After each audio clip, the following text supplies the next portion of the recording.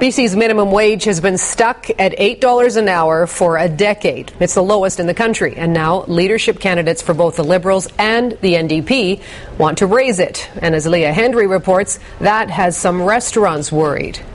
We need a little bit of breathing space now.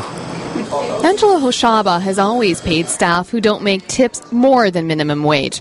But for servers, he says even a $1 increase would hurt. That'll be 19,000 plus benefits on top of that, so that'd be a huge hit.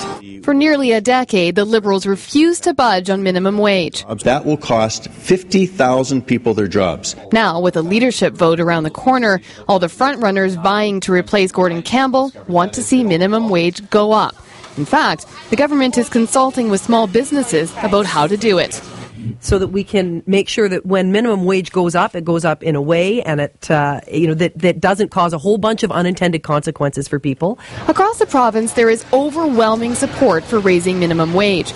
According to an Angus Reid poll commissioned last month, 87% of British Columbians want to see it go up.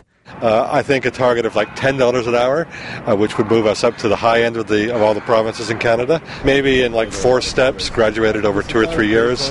Brander says most businesses would accept a phased-in approach, but he is worried about restaurants. In the past year, the restaurant industry has taken a hit with the HST and changes to the liquor laws.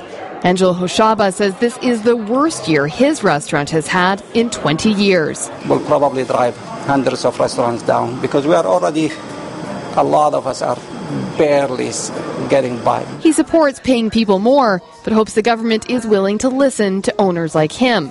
The economy is just starting to bounce back, and if the government would wait a year, he says businesses may have more wiggle room to do it. Leah Hendry, CBC News, Vancouver.